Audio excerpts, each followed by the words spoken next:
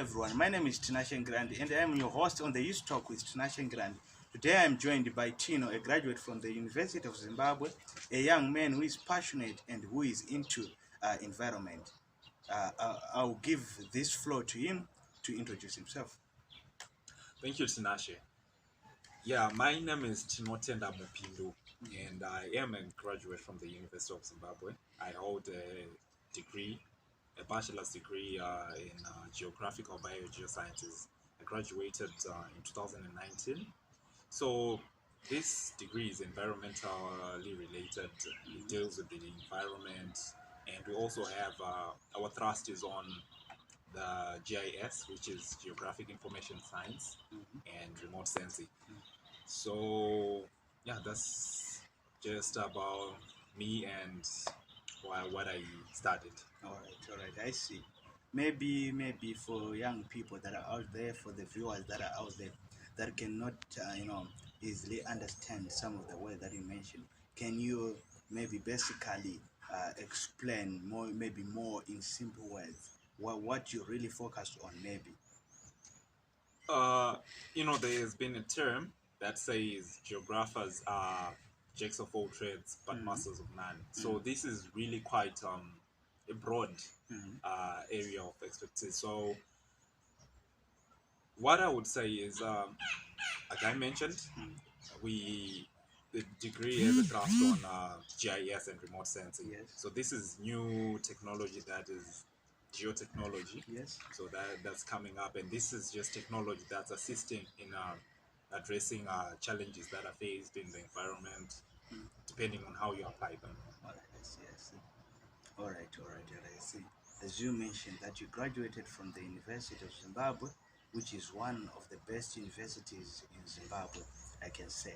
What do you look toward? What do you look forward, maybe, to do? What are the kind of impact that you want to make in the community as a graduate from one of the best university cities in the country? I think your parents, for them, it was a very worthwhile, investment for you to go to the best university in the country and you start about tourism. About environment. What do you look forward to give back in the country, maybe in the community, when it comes to environment? Since I can see from when you were talking that you are more passionate about this, and that's why I can say you decided to start this as a profession, I can say.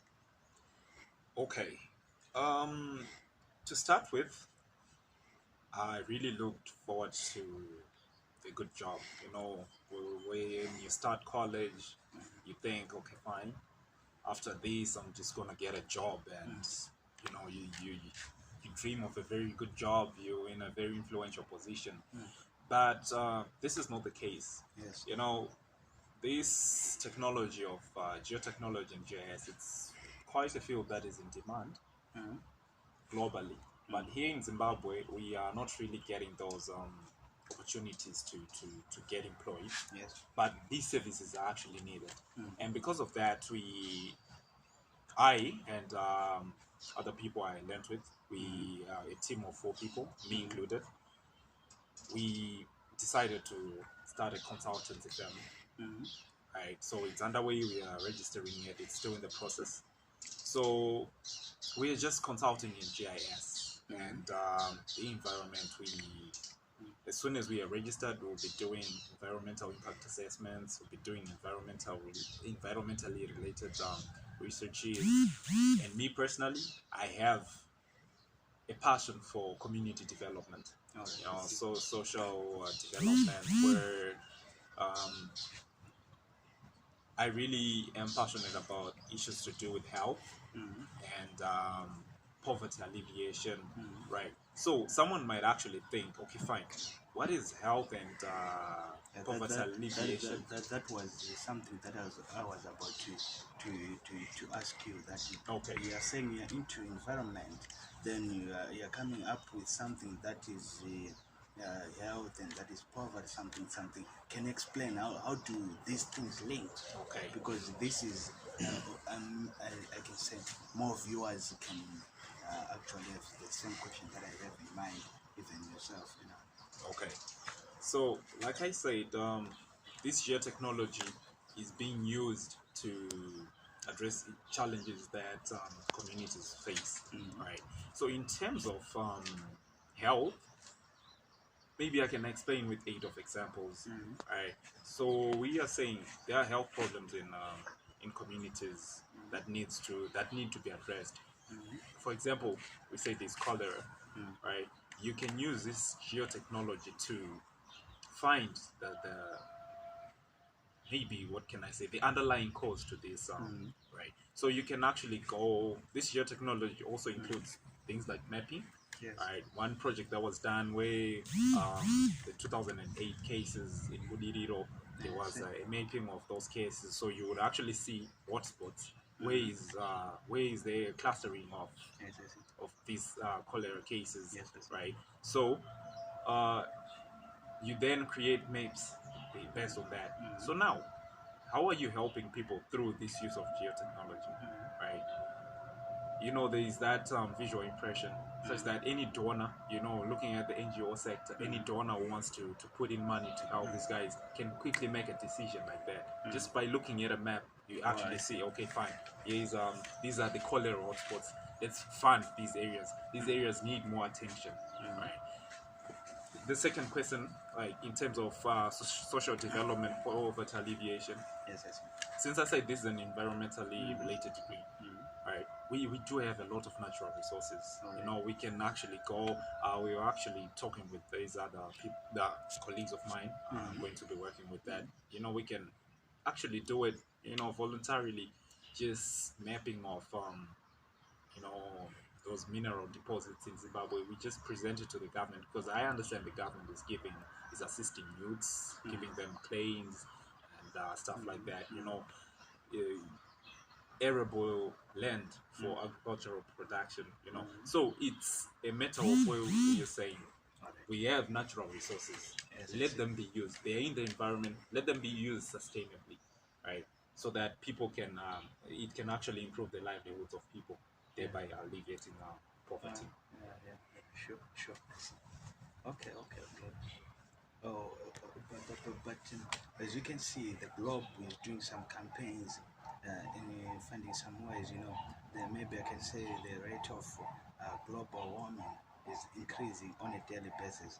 As a young person who is passionate about the environment and who is also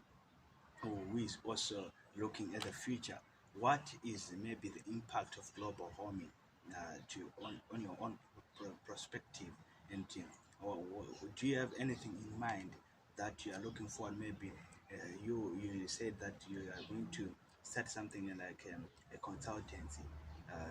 Do you have something in mind that you think your consultancy will work on in eradicating maybe the causes of global warming in the environment, maybe in Zimbabwe, I can say, or the world at large? Okay. I would say we can't eradicate global warming. We can't stop it. Yeah. But I think we can adapt to its effects. Right. So the first thing we're definitely doing just campaigns. All right. I mean, people have been told about this. Campaigns have been done, but more campaigns for awareness. You know, just so, for example, cutting down of trees, deforestation, has become so common. It's as if it's normal, cutting down trees. Of course, there are environmental laws that guard against cutting down of trees, Yes, but you know, people are just ignorant. They don't. Some don't even know why trees must not be cut. Right. So to totally say, for example, in a rural setup, to totally say people do not cut trees, that's not possible. It's ridiculous. Yeah, exactly. Because you're going to someone who doesn't have a stove, who doesn't have Exactly. solar, who doesn't actually have access to gas stoves and stuff. The only source of the only source of energy that he have is firewood, and you go and say, don't cut down trees. Exactly. They'll be shocked.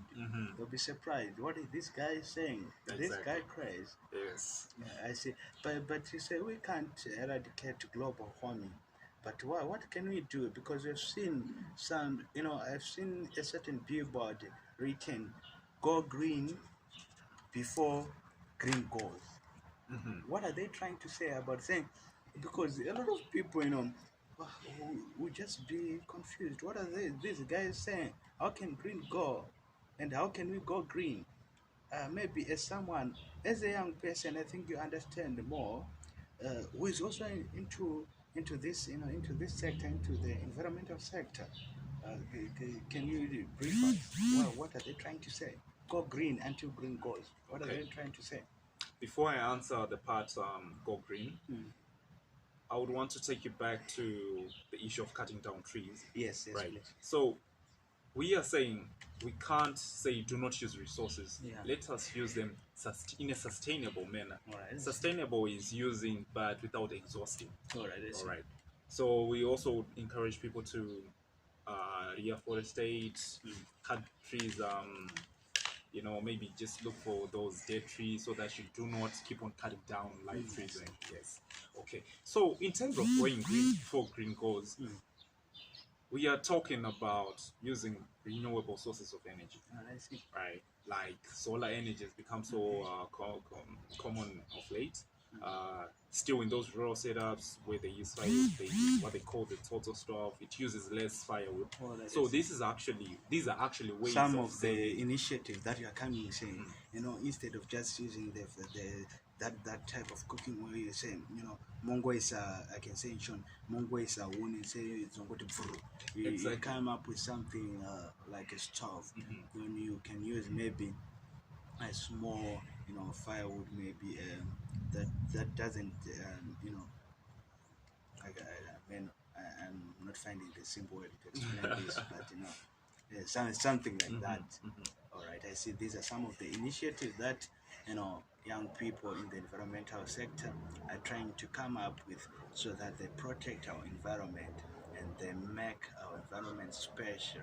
So this is where I was Tino, who is a University of Zimbabwe graduate in the tourism sector, who is very passionate about it. And I think, Tino, do you have anything, anything more to say to Zimbabweans, maybe? I would say, it's not only me, it's a lot of other graduates who are facing these challenges of unemployment. And yeah, I'm saying there's a lot to be done. There's a lot of work to be done. Let's continue researching.